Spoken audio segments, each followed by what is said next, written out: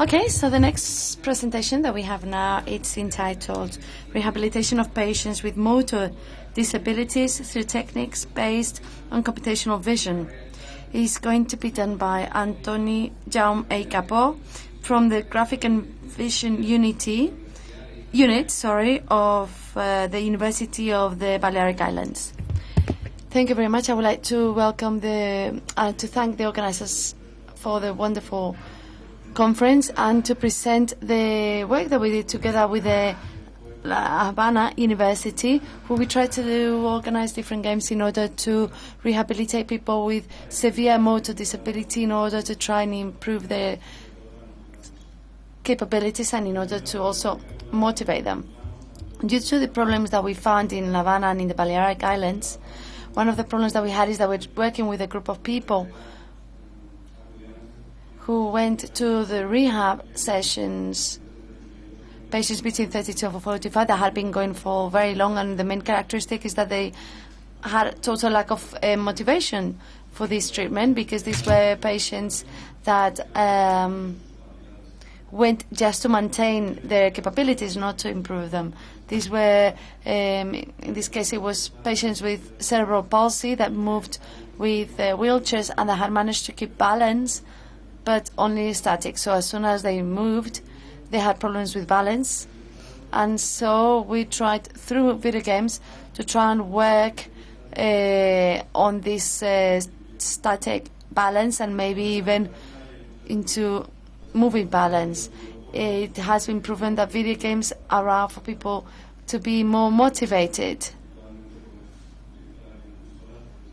People work with video consoles, that use video consoles, they can be hours on end playing with the video games. However, we saw that the problem was that many of the problems with the video station games, or the Wii games, the balance pad, etc. on the Wii, the problems that we saw is that you could work with balance, but they were not adapted to the characteristics of our patients.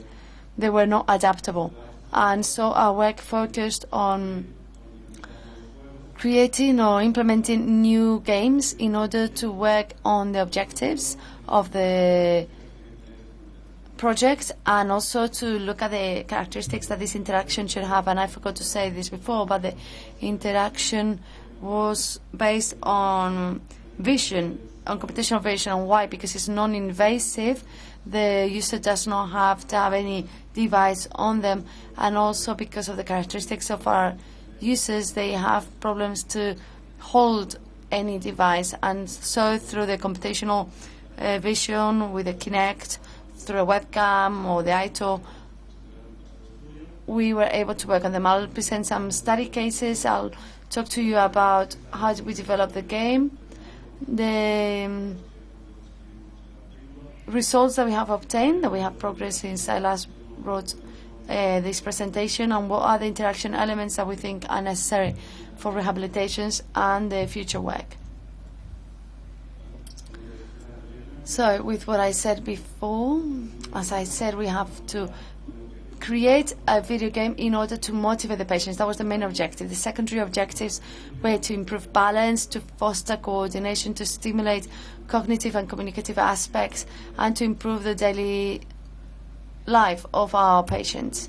As I said before, due to the characteristics of the users and due to the fact that we were computational vision experts in our unit, we decided that the best device to do the interaction between the user and the video game was vision. So we started with a webcam. We also wanted it to be a low-cost webcam. And finally, we are starting to work, or lately we're starting to work with a Kinect from the Xbox, even though we have also encountered some new problems with that console.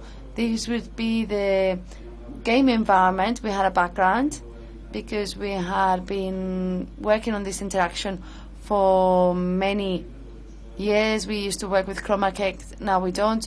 The user had to place themselves in front of the screen where there is a webcam, a Kinect, etc., and the user has to work with objects that appear on the screen.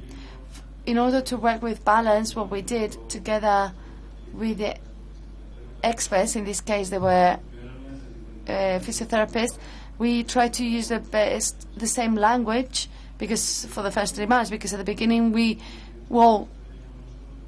talked in different terms, in different languages, because we wanted to make sure that we were going to create a game to work on balance that would fit their patients. So in summary, there is different circles of interaction in the screen, and the user has to interact with them. He can interact in many ways.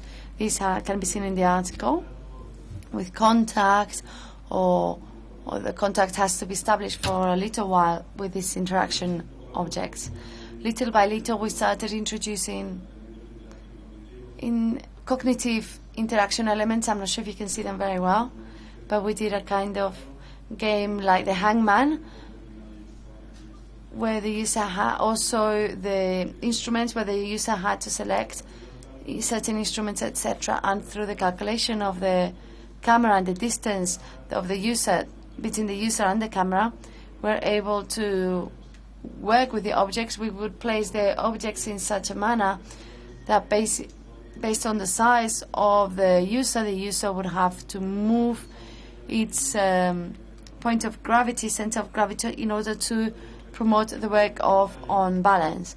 All the elements that you can see on the screen, they now have a pattern, but the professional in each session can adapt it to the user, can adapt the size of the user to the distance with the objects, and so that the user can start grabbing elements that are very close, and then gradually during the sessions, as the sessions go by, there's greater distance and greater difficulties for the user.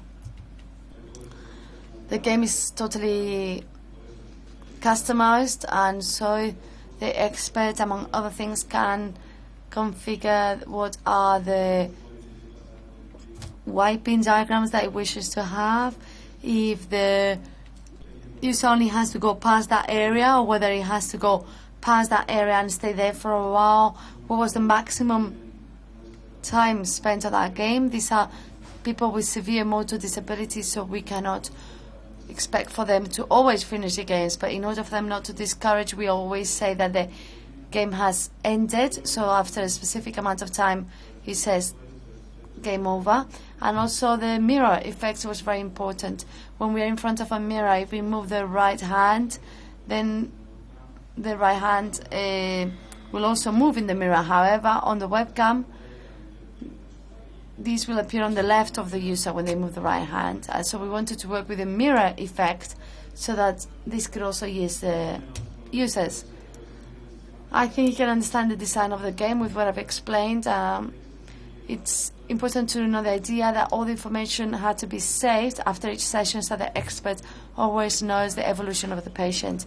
And so this is the general diagram. We have the user that interacts with the system. There is an image acquisition, then there is an interaction, and then there are different feedbacks for the user, sound feedbacks and visual feedback.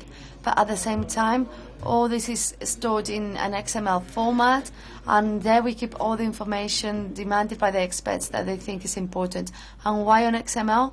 Because with XML, what is good is that it's very easy for us to transform this information into a kind of file that the expert wishes to find. So if the expert prefers an Excel, we can transform it into Excel. If they want it into SPSL, it can be done. If they want it PDF, it can be done. If it's on a database, we can do it into a database. When we wrote the article, we were trying, it was a trial period, but now we have more or less finished the experiment. We have the initial results and how it all works.